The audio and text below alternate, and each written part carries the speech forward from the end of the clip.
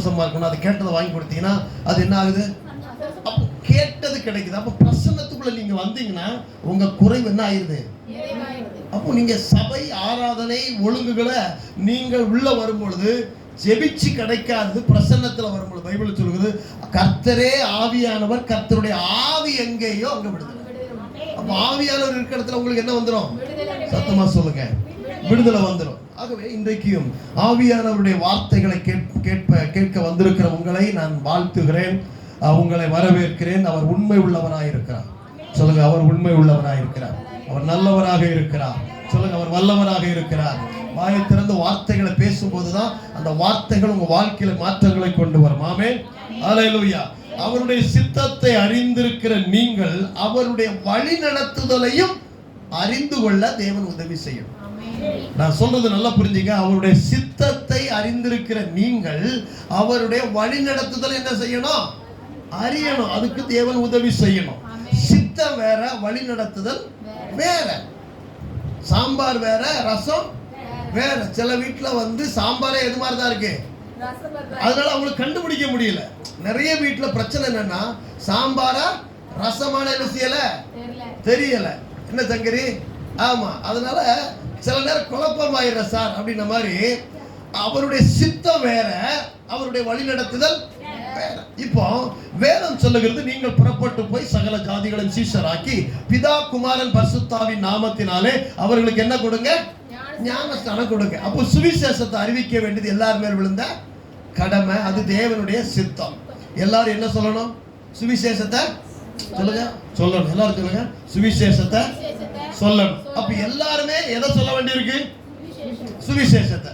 ஆனால் அது ஆண்டவருக்கு நன்மையா, ஆண்டவருக்கு பிரியமா அப்படின்னு பாத்தீங்கன்னா அது ஆண்டவருக்கு பிரியம். சுவிசேஷம் சொல்றது ஆண்டவருக்கு பிரியம், அது அவருடைய சித்தம். சரி, ஆண்டவரே சில நேரத்தில் ஊழியம் செய்யும் போது பாருங்க, பவுல் ஒரு தேசத்துக்கு ஊழியத்துக்கு போறார். ஊழியத்துக்கு போகும்போது அங்க தடை வருது. ஊழியம் செய்யறத தடை பண்றது யாரு அப்படின்னா நம்ம நினைச்சிருக்கோம் பிஜேபி காரன் தான் ஊழியம் செய்யறது என்ன செய்யறான். சொல்லுங்க சார், தடை பண்றாங்க. ஆனா ஆவியானவரும் ஊழியம் செய்யறது என்ன பண்றாரு? தடை பண்றார். ஏன் அப்படின்னா அவருடைய சித்தம் எல்லாரும் சுவிசேஷம் சொல்லணும் உலகமெங்கும் போய். ஆனால் அவர் சொல்றாரு, இப்போ நீ ஆசியாவுக்கு போகாத அப்படின்னு தடை பண்றார். இப்போ ஆசியாவுக்கு போகாத தடை பண்றார். அப்போ ஆவியானவர் கூட சில இடத்தில் சில இடத்துக்கு போகாதன்னு என்ன செய்வாரு? தடை பண்ணுவார். நீங்க சித்தத்தை அறிஞ்சிருந்தாலும் எங்க சொல்லணும், எங்க சொல்லக்கூடாது, எங்க போகணும், எங்க போகக்கூடாது என்கிற ஆவியானுடைய வழி நடத்துதல் உங்களுக்கு இல்லைன்னா நீங்க எல்லா இடத்திலும் சகல ஒரு பிரச்சனைக்குள்ளே தான் போவீங்க. ஆகவே இன்றைக்கு கர்த்தர் உங்களுக்கு சொல்லுகிற காரியம் என்ன? சித்தத்தை அறிந்திருக்கிற நீங்கள் அவருடைய வழி நடத்துதலையும் அறிந்திருக்க வேண்டும். ஏன்னா உங்களை வழி நடத்துகிறவர் ஆவியானவர். கைத்தட்டி அவருக்கு நன்றி சொல்லுங்க. வழி நடத்துறது யாரு? சொல்லுங்க, வழி நடத்துறது யாரு? சத்தமா சொல்லுங்க, வழி நடத்துறது யாரு? இயேசு பரமேறி போயிட்டார். இப்போ உங்களுக்குள்ள இருக்கிறவர் ஆவியானவர். எதுக்குன்னா கரம் பிடித்து உங்களை வழி நடத்த. அப்ப ஆவியானவர் போன்னு சொல்லுவாரு, இங்க போகாதம்பார். அதனால நீங்கள் ஆவியானுடைய வழிநடத்துதலை புரிந்து கொண்டால்தான் உங்களால் வாழ்க்கையில இனிமையாக வாழ முடியும். வாழ்க்கை எப்படி இருக்கும்? சத்தமா சொல்லுங்க, இனிமை. சொல்லுங்க, சத்தமா சொல்லுங்க, இனிமையாக இருக்கும். ஆகவே இன்றைக்கு அந்த வழிநடத்துதலின் படி வாழ்வதற்கு தேவன் உங்களுக்கு உதவி செய்வாராக. சத்தமாமே, இன்னும் சத்தமாய் அல்லேலூயா. வாசிங்க சங்கீதங்களின் புஸ்தகம் 34ஆம் சங்கீதம் 19வது வசனம். சங்கீதம் 34:19. நீதிமானுக்கு வரும் துன்பங்கள் அநேகமாய் இருக்கும். கர்த்தர் அவைகளை எல்லாவற்றிலும் நின்று அவனை விடுவிப்பார். சொல்லுங்க, நீதிமானுக்கு நீதிமானுக்கு அநேக துன்பங்கள் வரலாம். உங்க பிரச்சனையில உங்களுக்கு என்னன்னா, எனக்கே இந்த பிரச்சனை, என் வாழ்க்கையில இந்த பிரச்சனை, நான் ஆண்டவரை ஏத்துக்கிட்டேனே, ஜெபம் பண்றேனே, பைபிள் வாசிக்கிறேனே, சர்ச்சுக்கு போறேனே, காணிக்கை கொடுக்கிறேனே, தசமமாக கொடுக்கிறேனே, எனக்கு ஏன் சார் இந்த பிரச்சனை அப்படி நீங்க கேக்குறீங்களா ஒரு கேள்வி, அந்த கேள்விக்கு ஒரு பதில் இன்னைக்கு கர்த்தர் தர போகிறார். ஆமென் சொல்லுங்க பாப்போம். நீதிமானுக்கு துன்பம் வராதுன்னு போடல, நீதிமானுக்கு அநேக துன்பங்கள் வரும். ஹலோ, துன்பம் வருதா வரலையா? நிறைய துன்பமா? அவன் நல்லா இருக்கிறான் சார், அவனுக்கு மேல அடி எனக்கு நிறைய விழுந்துட்டு இருக்கு. மத்தளம் பார்த்திருக்கீங்களா? மத்தளம் தெரியுமா தெரியாதா? எங்க இருக்கு மத்தளம்? ரெண்டு பக்கம் அடி. உங்களுக்கு 4 பக்கம் என்ன இருக்கு? இப்போ வாழ்க்கை எப்படி இருக்கு சார்? என்ன சார் மத்தளத்துக்கா 2 பக்கம் அடி, எனக்கு 4 பக்கம் அடி. ஏன்? நீ கர்த்தரை தேடுகிற மனிதனாச்சே. ஏன்? நீ ஆலயத்துக்கு வருகிற நபராச்சே. ஏன்? நீ கர்த்தரை காணிக்க கொடுக்கிற நபராச்சே. ஏன்? நீ ஊழியரை கனப்படுத்துகிறவராச்சே, சபையை கனப்படுத்துகிறையே. அப்ப ஏன் உன் வாழ்க்கையில திருப்பி வருது? இது முடிஞ்சிருன்னு பார்த்தா திருப்பி அடுத்தது ரெடியா இருக்கு. இது முடிஞ்சிருன்னு பார்த்தா அடுத்த திரும்ப ரெடியா. ஒவ்வொரு பிரச்சனையும் வாழ்ந்து இழந்து போய் சிதைஞ்சு போய் சின்ன பின்னமாகி இன்றைக்கு வந்திருக்கிற கர்த்தருடைய பிள்ளையே, ஆண்டவர் உன்னை பார்த்து சொல்லுகிற நீதிமானுக்கு வரும் துன்பங்கள் எல்லாரும் சொல்ல அநேகம். திரும்ப சொல்லு. இயேசு சொல்லுகிறார், உலகத்தில் உபத்திரவம் இல்லை. அப்படி சொன்னாரா? உலகத்தில் உபத்திரவம் உண்டு. அப்ப இயேசு கூட உலகத்துல என்ன இருக்குன்னு சொன்னாரு. எவ்வளவு காலம் சார் அப்படிங்கறத உங்க கேள்வி.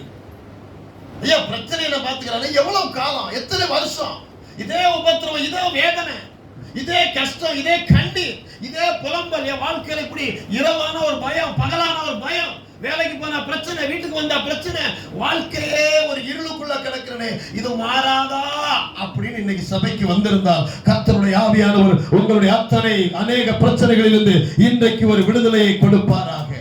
இந்த வசனம் சொல்லு, கர்த்தர் அவைகள் எல்லாவற்றிலும் எப்படி நின்று, எல்லாம் சொல்லுங்க, திரும்பி சொல்லுங்க, நின்று. உங்க பிரச்சனைக்கு மத்தியில அவர் சேர்ல உட்கார்ந்து இருக்க மாட்டாரா, உங்க பக்கத்துல வந்து நின்று உங்களை விடுவிப்பார். ஆமென் சொல்லுங்க. பிரச்சனை நேரத்துல நீங்க கேள்வி என்ன, ஆண்டவரே நீங்க இருக்கீங்களா இல்லையா? நான் ஜெபிக்கிறது கேக்குதா கேட்கலையா? நான் பாவிதான் விடுங்க, பிச்சை போடப்படாதா? இது என்ன ஜெபம்னு எனக்கு ஒண்ணுமே புரியல. அவர் உங்களை பிள்ளைன்னு சொன்ன பிறகு நீங்க போய் அவர்கிட்ட பாவி பிச்சை அப்படி பிச்சை கேட்க வேண்டிய தேவை இல்ல. ஆனா என் பிரச்சனை மாறலையே, காலதாமதம் ஆகி கொண்டு இருக்கிறது, நாட்கள் ஆகி கொண்டு இருக்கிறது, அவமானமும் வெட்கமும் என் வாழ்க்கையில உண்டாயிருக்கிறது. ஏன் என் வாழ்க்கையில மாற்றம் வரல என்ற கேள்விக்கு இன்றைக்கு கர்த்தர் பதில் தருவா. அந்த நீதிமானுக்கு அநேக துன்பங்கள் வரலாம் சார். துன்பம் என்பது நீங்களா போய் துன்பத்தை எடுப்பதல்ல. துன்பம் நீங்க கேட்டு வருதா இல்ல கேட்காம வருதா? சொல்லுங்க சார். நீங்க போய் சண்டை போட்டீங்கன்னா நீங்க துன்பத்தை இழுத்துக்கிறீங்க. வம்பு சண்டை ஏண்டா இழுக்கிற? அது துன்பத்தை நானா போய் என்ன செஞ்சுக்கிறேன், இழுத்துக்கிறேன்.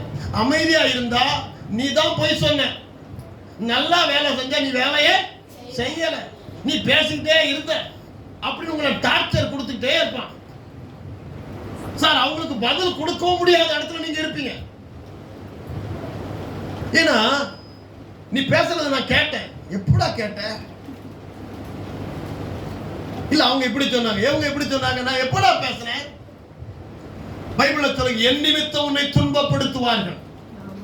நீதிமானாய் இருக்கிற உங்க வாழ்க்கையில கிறிஸ்துவை நீங்கள் ஏற்றுக்கொண்டதினால் சத்துரு யார் மூலமாவது உங்களுக்கு துன்பத்தை கொண்டு வருவான்.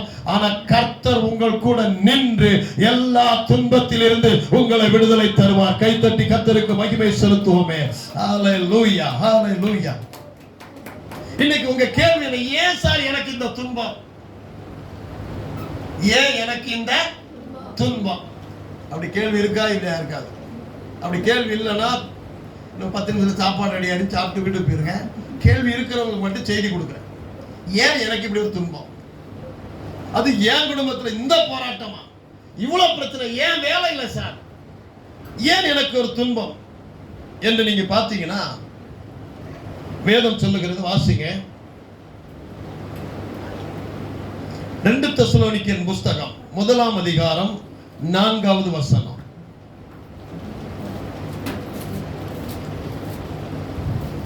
2 தெசலோனிக்கேயர் முதலாம் அதிகாரம் 4வது வசனம்.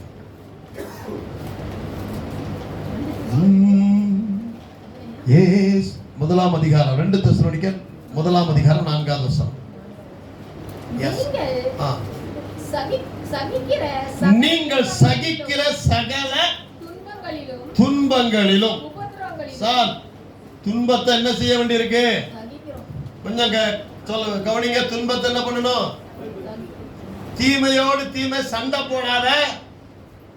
உனக்கு விரோதமாய் பொய் சாட்சி சொன்னார்கள் என்றால், உன்னை குற்றப்படுத்தினார்கள் என்றால், அவங்களுக்கு நிகரா போய் சண்டை போடாத. கர்த்தர் சொல்கிறார், சகித்துக்கொள். கணவன் பேசினா சகித்துக்கொள், மனைவி பேசினா சொல்லு சாரே, இன்னும் சத்தமா சொல்லு சாரே, சகித்துக்கொள். வேலை ஸ்தலத்தில் செய்யாத குற்றத்தை சொன்னார்கள் என்றால் சகித்துக்கொள். வேதம் சொல்லுகிறது பாருங்க, வாசிங்க. நீங்கள் சகிக்கிற சகல துன்பங்களிலும். இந்த துன்பம் நீங்களா எடுத்துக்கொண்டதல்ல, கிறிஸ்துவின் நிமித்தமாய் வருகிற துன்பம். யார் நிமித்தமா வருகிற துன்பம்? சத்தமா சொல்லுங்க. கிறிஸ்துவின் நிமித்தமாக வருகிற இந்த துன்பத்தை உபத்திரவங்களிலும் பொறுமையிலும் விசுவாசத்தையும்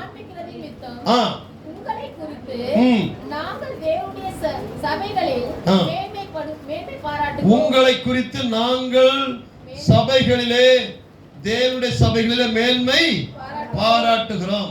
இப்ப அடுத்த வசனம் ரொம்ப தெளிவா போட்டிருக்கு பாருங்க. நீங்கள் தேவனுடைய ராஜ்யத்தின் நிமித்தம். எல்லாரும் சொல்லுங்க, ராஜ்யத்தின் நிமித்தம். சத்தமா சொல்லுங்க. நீங்க உண்மையா இருந்தா, நல்லா வேலை செஞ்சா, அன்பா பேசினா, சிரிச்சா, இந்த உலகம் உங்களை பழி வாங்க துவங்கும். உலகம் உங்களை என்ன பண்ணும்? ஏன்? நாங்கெல்லாம் துக்கமா இருக்கும்போது உனக்கு மட்டும் சிரிப்பு என்ன வேண்டி கிடக்கு? ஏய், நீ துக்கமா இருக்கிறது எனக்கு என்னடா? நான் துக்கமா இருந்தா என் கூட சேர்ந்து என்ன படு? துக்கப்படுன்னு சொல்லுங்க உலகம். இயேசுவும் மரியாதை உட்கார்ந்து பேசிட்டு இருக்கிறாங்க. மார்த்தாளுக்கு வேகமா வந்து, இயேசுவே இயேசுவே உனக்கு கவலை இல்ல? என்னம்மா, என் சகோதரி என்னை விட்டு உங்க பாதத்திலிருந்து உட்கார்ந்துட்டு இருக்காளா, எனக்கு வேலை செய்யணும், உனக்கு வருத்தம் கவலை இல்லையா? யாரு கூட கவலைப்பட வைக்கிறா? மார்த்தாள் இயேசுவை யாரு கூட வந்து கவலைப்பட வைக்கிறா? தான் கூட கவலைப்படுன்னு சொல்றா இயேசுவை. நான் சொல்றேன், இந்த உலகம் உங்களை பல விதத்திலும் துக்கப்பட வச்சாலும், பைபிள் சொல்லுகிற நீங்கள் தேவனுடைய ராஜ்யத்தின் நிமித்தம் பாடு அனுபவிக்கிறதா இருக்க, அந்த ராஜ்யத்திற்கு நீங்கள் பாத்திரர் எனப்படும்படிக்கு தேவன் நியாயமான தீர்ப்பு செய்வதற்கு அதுவே அத்தாட்சி. இன்னைக்கு உங்க வேலை ஸ்தலத்துல, உங்க குடும்பத்துல பலவிதமான நெருக்கம் வந்திருக்குன்னு சொன்னா, கர்த்தர் உங்க கூட இருக்கிறதை நிரூபிக்க போகிறார். உன் குடும்பத்துல போராட்டங்கள், உன் வேலையில போராட்டம், உன் வாழ்க்கையில போராட்டம், கோர்ட்டு கேஸ் பிரச்சனைன்னு சொன்னா, நீ கர்த்தரை சகித்துக் கொண்டிருக்கும் போது கர்த்தர் உன்னோடு கூட நின்று உனக்கு நியாயம் செய்வார். அதுவே அத்தாட்சி. கைத்தட்டு ஆமென். சத்தமா ஆமென். ஹalleluya. இயேசு நல்லவர், இயேசு வல்லவர், என்றென்றும் மாறாதவர், அவர் என்றென்றும் மாறாதவர். சத்தமா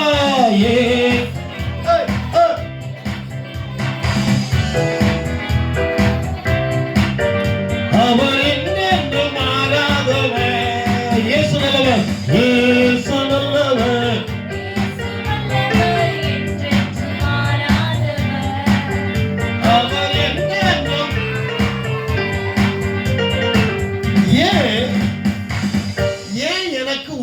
வருது. ஏன் எனக்கு துன்பம் வருது? வரட்டும் சார், வந்து ஒரு நாள் 2 நாள் என்ன செய்யட்டும், போட்டோம். ஆனா வந்து என் குடும்பத்தோடு ஒட்டி இருந்து, என் வாழ்க்கை, என் குடும்பத்தை, என் பிள்ளைகளை, என் எதிர்காலத்தை, என் சரீரத்தை அழிச்சுட்டே இருக்கே. இந்த உபத்திரவம் துன்பம் என் மனசை, என் மனதெல்லாம் வேதனையாக்கிருச்சு, ரணமா இருக்கே. இந்த வேதனையும் துன்பம் என் வாழ்க்கையில வருதுன்னா, வேதம் சொல்லுகிறது, என் நிமித்தம் உன்னை துன்பப்படுத்துவார்கள். கவனிக்கிறீங்களா? கடவுளை நீங்க ஏற்றுக்கொண்டதுனா, நீதிமானா இருந்தா, அவர் நிமித்தம் உங்களுக்கு என்ன வரும்? சத்தமா சொல்லுங்க. என் நிமித்தம் உன்னை துன்பப்படுத்துவார். ஏன்னா அவன் அடிச்சா நம்ம திருப்பி அடிக்க போறது இல்ல. ஏன்னா இயேசு என்ன சொல்லிட்டாரு? ஒரு கணத்துல அடிச்சா, இதே இது பழைய ஏற்பாடா இருந்தா அறுவாளை என்ன செஞ்சிருப்போம்? தூக்கிருப்போம். கட்டை என்ன செஞ்சிருவோம்? தூக்கிடுவான். கிறிஸ்டின் தெரிஞ்ச பிறகு இவன் பொய் சொல்ல மாட்டான், இவனை என்ன வேணாலும் மிரட்டலாம்னு சொல்லி ஒரு கூட்டம் உங்களை என்ன பண்ணிட்டே இருக்கு, உஸ்பேத்தி நீ பழைய மனுஷன்கிட்ட வாடான்னு சொல்லுது. அது பழைய மனுஷனா இருந்தா எப்படி இருந்திருப்போம், ஒரு செத்து போன மனுஷன். அதே போல நேருக்கு நேர் சண்டை போட்டு அவங்ககிட்ட யாராவது பிரச்சனைக்கு வருவாங்களா? வரமாட்டாங்கல்ல. இப்ப நீ அமைதியா போறதுனால உன் பிரச்சனைக்கு மேல பிரச்சனை உனக்கு என்ன செஞ்சுட்டே இருக்கிறான், கொடுத்துக்கிட்டே இருக்கிறான். ஆனா இந்த பிரச்சனைகளுக்கு மத்தியில நீ கர்த்தரை கூப்பிடும் போது கர்த்தர் நின்று உன் பிரச்சனைகளை எல்லாம் விடுதலை கொடுப்பார். கைத்தட்டி ஆமென், அல்லேலூயா. ஆமா, ஏன் இந்த பிரச்சனை வருதுன்னா உங்களுக்குள்ள பேர் வேற குணம் வேற. எல்லாரும் பெயர் வேற குணம் வேற. ஆமா, கண்ணாயிரம் அவனுக்கு பேர் என்ன பேருங்க சொல்லுங்க. கண்ணு எத்தனை இருக்கான், ஆனா அவனுக்கு கண்ணே இல்ல. அவனுக்கு பேர் எப்படி வச்சிருக்காங்க, கண்ணாயிரம். இது குணமா பேரா? பேரு. நல்லவன் சார் அவன். இப்போ இது பேரா குணமா சார்? நல்லா கவனிங்க. ஒருத்தருக்கு பேரு கண்ணாயிரம், பேர் என்ன ஆயிரம், கண்ணாயிரம். ஆனா அவனுக்கு என்னவே இல்ல, கண்ணே இல்ல. இது அவனுடைய பேர். அவன் ரொம்ப நல்லவன் சார். இது பேரா குணமா? சத்தமா சொல்லுங்க சார். உலகத்துல நல்லவனும் இருக்கான், கெட்டவனும் இருக்கிறான், நீதிமானும் இருக்கிறான். அவனுக்கும் மழை பெய்யுது, நமக்கும் மழை பெய்யுது. அவன் வீட்லயும் பிரச்சனை, நம்ம வீட்லயும். இதனால நாம என்ன பண்றோம், வீட்டுக்கு வீடு வாசப்படின்னு அப்படியே போயிட்டு இருக்கிறோம் சார். நீதிமானுக்கும் அவனுக்கு என்ன சார் வித்தியாசம்? நான் எதுக்கு சர்ச்சுக்கு வரணும்? அவன் வீட்டுல நடக்கிறதா என் வீட்டுல என்ன செய்யுது நடக்கு. அப்ப எதுக்கு நான் சர்ச்சுக்கு வரணும்? டைம் ஒதுக்கி இங்கே கொண்டு வந்து நான் காணிக்க போடணுமா? எதுக்கு? அந்த 10 ரூபா இருந்தா, அந்த 50 ரூபா இருந்தா, நான் இருந்தா டீ குடிச்சிருப்பேன், ஒரு படத்துக்கு போயிட்டு வந்திருப்பேன். ஆமாவா இல்லையா? சரி, அப்ப எதுக்கு சார் நான் சர்ச்சுக்கு வரணும்? என் பிரச்சனை சால்வ் ஆகலையே, அவனுக்கு நடக்கிறதா எனக்கு நடக்கு, என் வாழ்க்கையில மாற்றம் வரலையே அப்படின்னா உங்க வாழ்க்கையில தேவன் என்ன கொண்டு வர்றாருன்னா அதாவது சகிப்பு தன்மை கொண்டு வர சார். சகிப்பு தன்மைங்கிறது குணமா பேரா சார்? சகிப்பு தன்மைங்கிறது குணமா பெயரா? சத்தமா சொல்லுங்க. குணம். எல்லாருக்கும் மழை பெய்யும் போது உங்களுக்கும் பெய்யுது. எல்லாரும் வீட்லயும் சாப்பிடுறாங்க, உங்க வீட்லயும் என்ன செய்றீங்க? எல்லார் வீட்லயும் பிரச்சனை இருக்கு, உங்க வீட்லயும்.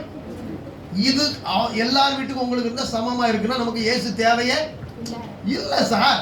சார் அவன் வீட்டுல நடக்கிற மாதிரி என் வீட்டுல நடக்க கூடாது.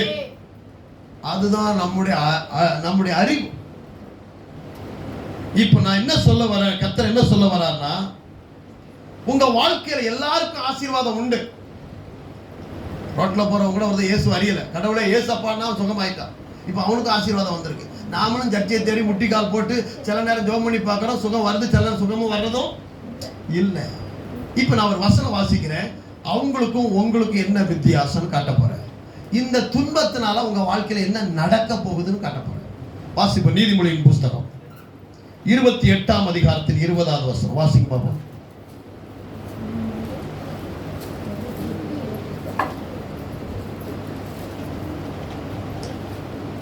நீதிமொழிகள் 28:20. உண்மை உள்ள மனுஷன். எல்லாரும் சொல்லுங்க, இன்னும் சத்தமா சொல்லுங்க, சத்தமா சொல்லுங்க சார். உண்மை உள்ள மனிதனா பரிபூரண ஆசீர்வாதங்களை பெறுவான். எத்தனை என்ன ஆசீர்வாதம்? ஆசீர்வாதங்களை பெறுவானா பரிபூர்ணமா? சத்தமா சொல்லுங்க, சத்தமா சொல்லுங்க. பரிபூரண ஆசீர்வாதம் பெறுவான். பைபிள்ல எடுக்கிறதுக்கு லேட் ஆகுதுன்னா ஒரு பேப்பர்ல எழுதி வச்சுக்கணும். நான் சொல்றதை நீங்க டப்புனு என்ன பார்க்காம நீங்க பைபிளை விட்டுட்டே இருந்து நான் என்ன சொல்ல வரேன்னு உங்களுக்கு கண்டுபிடிக்க முடியாது. தயவுசெய்து இந்த பைபிள்ல எனக்கு தேடறதுக்கு லேட் ஆகுதுன்னா பைபிளை வாரம் வச்சிருக்கேன். படிக்கிற ஆள் மட்டும் எதை வச்சுங்க, பைபிளை வச்சுங்க. லேட் ஆகுது சார்னா நீங்க அடுத்த என் பின்னாடி நீங்க வரணும்.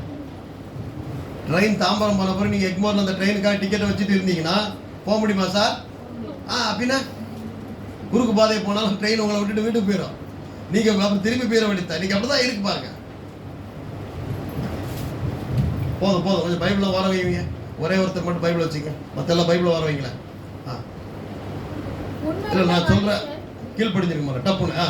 படிக்கிற ஒரே ஒருத்தர் மட்டும்தான் பைபிள் வச்சிருக்கணும், மீதி எல்லாம் என்னையே கவனிக்கணும். வீட்டில் போய் அடுத்த முறை வந்திருப்போம் பைபிள் கொண்டு வாங்க, ஒரு பேப்பர் வச்சுங்க, வசனத்தை எழுதி கையில் வச்சுட்டு வீட்டில் போய் படிக்கணும். இங்க நீங்க எடுக்கிறன்னு அடுத்த சாப்டர் போயிட்டோம்னா உங்களால அதை கண்டினியூட்டி என்ன செய்ய முடியாது, பண்ண முடியாது. வாசிங்க இப்போ. உண்மை உள்ள மனிதன் பரிபூரண ஆசீர்வாதங்களை பெறுவான். போதும். உண்மை உள்ள மனிதன் ஆசீர்வாதங்களை பெறுவான். கரெக்டா வசனம்னா? நான் சொல்றேன், உண்மை உள்ள மனிதன் ஆசீர்வாதங்களை பெறுவான். பரிபூரண ஆசீர்வாதங்களை பெறுவான். நான் தப்பா வாசிப்பேன். உண்மை உள்ள மனிதன் ஆசீர்வாதங்களை பெறுவான். பரிபூரண ஆசீர்வாதங்களை பெறுவான். அப்ப உண்மை உள்ள மனிதனுக்கு ஆசீர்வாதம் என்னதான்? ஒரு வீடு இல்ல, 100 எத்தனையான வீடு, பரிபூர்ணங்கிறது. ஆமென் சொல்லுங்க பாப்போம். ஒரு கார் இல்ல, எல்லா. ஆமென் சொல்லுங்க பாப்போம். ஜவஹர்லால் நேரு படிச்ச காலேஜ்ல 7 வாசல் இருக்கு. எத்தனை வாசல்? சத்தமா சொல்லுங்க. 7 வாசல். அவங்க அப்பா பெரிய பெரிய, அதாவது இந்தியாவில் அப்படி பெரிய பணக்காரர்கள். பையன் எந்த வாசல்ல வருவான்னு யாருக்குமே, ஃப்ரெண்டு கூட கை போட்டு பேசிட்டே வந்துட்டு எந்த வாசல்ல வந்தாலும் அந்த வாசல்ல ஒரு கார் நிக்குமா. அப்படின்னா 7 வாசல் எத்தனை கார் நிக்கு? ஒரு நபருக்கு எத்தனை காருங்க சார்? அவனுக்கே 7 கார்னா உங்களுக்கு எத்தனை கார் இருக்கணும்? உங்களுக்கு நம்ப முடியும். அவங்க அப்பா யாரு சார்? ஜவஹர்லால் நேருடைய அப்பா யாருன்னு உங்களுக்கு தெரியும். ஆனா ஜவஹர்லால் நேருடைய அப்பாவை ஆசீர்வதிச்ச அந்த கர்த்தர் தான் உங்க அப்பா. அப்ப 7 கார் நினைச்சா உங்க வீட்டுல எத்தனை கார் நிக்கணும்? ஒரு 70ன்னு சொல்லுங்களேன் வாயை திறந்து. ஏங்க நல்ல வார்த்தையை சொல்லுங்க, ஏன் இவ்வளவு கூச்ச போறீங்க? ஆமாவா இல்லையா? ஏன்னா உங்க அப்பா நல்லவன், உங்க அப்பா உண்மை உள்ளவன், சொன்னதை செய்யும் அளவு உங்களை கைவிடுவது இல்லை. ஒரு ஆமென் சொல்லுங்க பாப்போம். உண்மை உள்ள மனிதன் பரிபூர்ண ஆசீர்வாதங்களை பெறுவான். உண்மை என்றால் என்னன்னா அதை மட்டும் தான் சொல்ல போறேன். உண்மை என்றால் என்ன? உண்மை என்னது? உண்மை என்பது குணம். எல்லாரும் சொல்லுங்க, உண்மை என்பது சொல்லுங்க. உண்மை என்பது குணம், கேரக்டர். நல்லவன் யாரு சார்? நல்லவர்ங்கிறது பேரா குணமா? சத்தமா சொல்லுங்க. குணம். ஆண்டவருக்கு எத்தனை பேர் இருக்கு? கடவுளுக்கு எத்தனை பேர் இருக்கு? சொல்லுங்க. எங்க அக்கா, ஒரு அக்காவுக்கு பேரு பூ ரொம்ப விரும்பி, அவங்க அடிக்கடி எங்க போனா பூ வாங்கி வச்சுக்குவாங்க. அதனால எங்க ஊர்ல அவங்களுக்கு வந்து பூத்தாய். என்ன பேரு? பூத்தாய். பூத்தாய். ஆனா அவங்க பேரு அமிர்த கௌரி, சர்டிபிகேட் பேரு. பூவை ரொம்ப விரும்புறதுனால பூ தாய் அப்படின்னு பேர் வச்சுட்டாங்க. ஆண்டவருக்கு 1000 பேருன்னு நீங்க சொல்றீங்களே, ஆண்டவருக்கு ஒரே ஒரு பேர் தான். பழைய ஏற்பாட்டுல யாவே, புதிய ஏற்பாட்டுல இயேசு. ஒரே ஒரு நாமம். என்ன நாமம்? சத்தமா சொல்லுங்க சார். அப்ப 1000 பேருன்னு சொல்றீங்களா சார்? 1000 குணங்கள். யெகோவா ஈரே என்பது பெயர் அல்ல, யெகோவா ஈரே என்பது குணம். அவர் எல்லாம் பார்த்துக் கொள்வார். அது அந்த குணம். பாப்பா அவர் எல்லாம் பார்த்துக்குவார். பேரா குணமா? சொல்லு சாரே. அவர் என்னை காண்கிறது, எங்க போனாலும் என்னை பார்த்துக்கிட்டே இருப்பார். பார், பேரா குணமா? குணம் சார். குணத்தெல்லாம் நீங்க பேர்னு சொல்லக்கூடாது. ஒரு நபருக்கு ஒரே ஒரு பேர் தான். 1000 பேர்லாம் அவர் இருக்க. அப்ப 1000 கடவுளான்னு கேட்பான். ஒரே ஒரு பேரு. பழைய ஏற்பாட்டில் யாவே, புதிய ஏற்பாட்டில் இயேசு. எல்லா நாமத்திற்கும் மேலான ஒரே நாமம் கொடுக்கப்பட்டிருக்கிறது. அந்த நாமத்திற்கு பேரு இயேசு. அல்லேலூயா. மற்ற 1000 குணங்கள். ஆமென். சத்தமா ஆமென் சொல்லுங்க சார். குணம் தான் அவங்க வாழ்க்கையில பரிபூர்ண ஆசீர்வாதத்தை கொண்டு வருகிறது. அதனாலதான் போட்டிருக்கு, கொஞ்சத்தில் உண்மையா இருந்தால் அநேகத்திற்கு உன்னை ஆசீர்வாதமாய் வைப்பேன். எல்லாரும் சொல்லுங்க உண்மை. திரும்ப சொல்லுங்க உண்மை. சார் உண்மை என்பது குணம். இந்த உண்மை என்கிற குணத்திற்கு பரிபூர்ண ஆசீர்வாதத்தை கர்த்தர் கொண்டு வருகிறார். அதனால வேதம் சொல்லுகிற உண்மை உள்ளவன் பரிபூர்ண ஆசீர்வாதங்களை பெறுவான். அல்லேலூயா.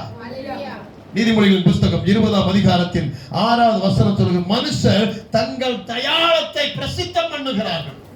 நீதிமொழிகள் 20ஆம் அதிகாரத்திலே 6வது வசனம் டப்புன்னு எடுத்தவங்க வாசிங்க.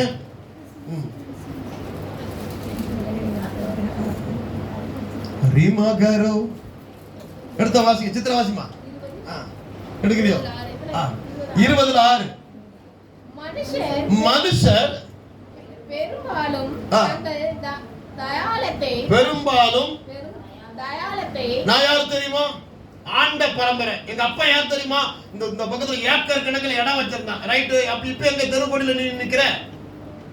எங்க அப்பா தாத்தா தெரியுமா அந்த ஊரையே என்ன பண்ணாரா வளைச்சு போட்டாரு. இதுல ஒரு பெருமை. அடுத்தது எங்க குடும்பத்துல தெரியுமா நாங்க அண்ணன் தம்பிகளா பிறந்திருக்கிறோம். அவர் 10 பேரு. என்ன பெருமை?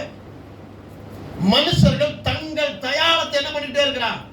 பெருமையா பீத்துறான் சார். பெத்த பேரு. பேரு என்ன பேருங்க? பெத்த பேரு. ஆனா ஒண்ணுமே இல்ல. வாசிக்க. மனுஷர் பெரும்பாலும் பிரசாதப்படுத்துவார்கள். உண்மையான மனுஷன் கண்டுபிடிப்பவன் யார்? உண்மையான மனுஷன். எல்லாரும் சொல்லுங்க சார். இன்னைக்கு கர்த்தர் உங்க வாழ்க்கையில உண்மையான மனுஷனுக்குரிய ஆசீர்வாதம் பரிபூர்ண ஆசீர்வாதம். உண்மை உள்ளவன் பரிபூர்ண ஆசீர்வாதத்தை பெறுகிறான். எப்போ? இயேசு சொல்லுகிறார், நீ மரண பரியந்த உண்மையாயிரு.